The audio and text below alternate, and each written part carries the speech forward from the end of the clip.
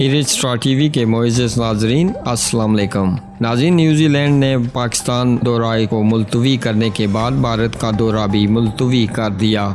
जुमे को पाकिस्तान और न्यूजीलैंड के दरमियान पाकिस्तान में 18 साल बाद इंटरनेशनल सीरीज़ का आगाज़ होना था, मगर टॉस से पहले ही न्यूजीलैंड के खिलाड़ियों ने खेलने से इनकार कर दिया।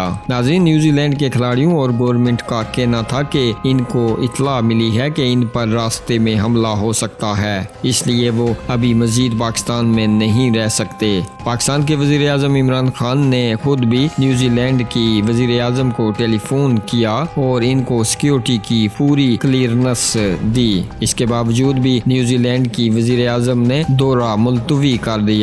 नाज़रीन, आपको ये भी बताते चलें कि भारतीय क्रिकेट टीम ने भी इस साल न्यूजीलैंड का दौरा करना था, जिसको न्यूजीलैंड की क्रिकेट बोर्ड ने अगले साल तक मुलतवी कर दिया है। न्यूजीलैंड ने दौरे को मुलतवी करने की वजह कोरोना और ज़्यादा शेड्यूल को करार दिया है। नाज़रीन, मज़ीद खबरों और अपडेट्स के लिए हमारे इस चैनल को सब्सक्राइब कीजिएगा और अपने मेज़बान को दीजिएगा इजाज़त। अगली वीडियो तक के लिए अल्लाह हाफिज़।